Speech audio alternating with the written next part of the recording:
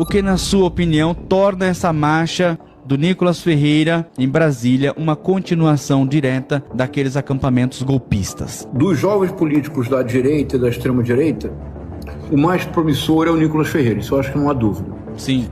Mas por quê? Quer dizer, qual é o ingrediente que o Nicolas Ferreira traz para o debate público que é tão poderoso? Há um vídeo do Nicolas Ferreira, você já deve ter visto. É um vídeo de 2019. Ele é uma criança, 18, 19 anos, e vai entrevistar na Virgínia Olavo de Carvalho. E ele começa dizendo: professor, o que nós, a direita, o que nós precisamos fazer para chegar ao poder? E a resposta do Olavo de Carvalho, ele diz assim: é preciso, eu vou dar a mesma resposta do José Dirceu: trabalho de base, trabalho de base, trabalho de base. Esse vídeo é de 2019. E na direita, ninguém faz mais trabalho de base do que o Nicolas Ferreira. Então o Nicolas Ferreira, a ação dele, a ação discursiva e a ação política a médio e longo prazo é totalmente olavista, é totalmente influenciada por Olavo de Carvalho, mas completamente. Para quem como eu se deu o trabalho de ler Olavo de Carvalho, de estudar o pensamento do Olavo de Carvalho, é muito clara a presença de Olavo de Carvalho em tudo que o Nicolas faz. 1, 2. O Olavo de Carvalho era um católico tridentino, ou seja, era um católico tradicional que assistia a missa em latim, considerava que o Concílio Vaticano II foi a decadência da igreja, ou seja, era um catolicismo tradicional e ortodoxo, quase. Então Olavo de Carvalho tinha um grande desprezo pelos protestantes e pelos evangélicos em geral, que ele considerava pessoas sem instrução. Então nunca houve uma aproximação entre olavismo e pentecostalismo. Essa junção seria explosiva em termos de capacidade de conquistar apoio e adesão. Concorda, Ivan? Concordo, sim. Olavismo e pentecostalismo são duas vertentes poderosíssimas. Pois bem, essa junção está feita na pessoa do Nicolas Ferreira.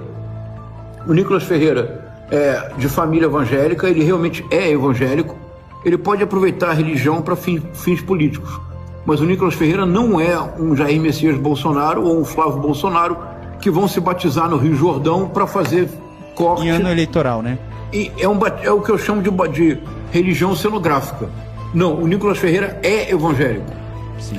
E para os 40 milhões de evangélicos e evangélicas no Brasil, eles sabem que Michele Bolsonaro é evangélica, Damares Alves é evangélica, Nicolas Ferreira é evangélico. Você pode discordar politicamente, mas negar a sinceridade da fé deles me pareceria a melhor maneira de não compreender nada. De acordo, Ivan?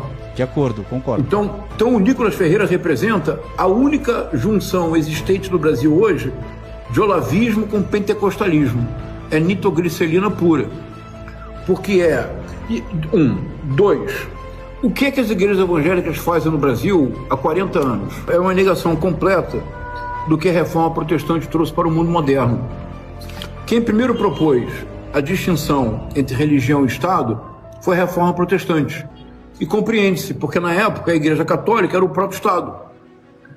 Quem primeiro propôs um certo nível de autonomia individual e uma experiência interior, pessoal e intransferível do sentimento religioso não foram os católicos.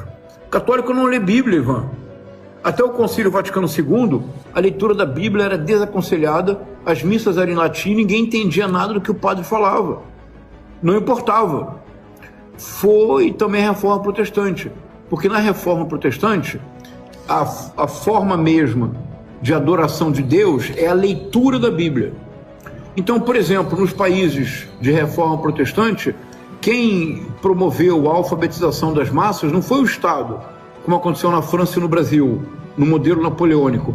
Foram as paróquias, as igrejas. As pessoas aprendiam a ler para ter contato direto com a Bíblia.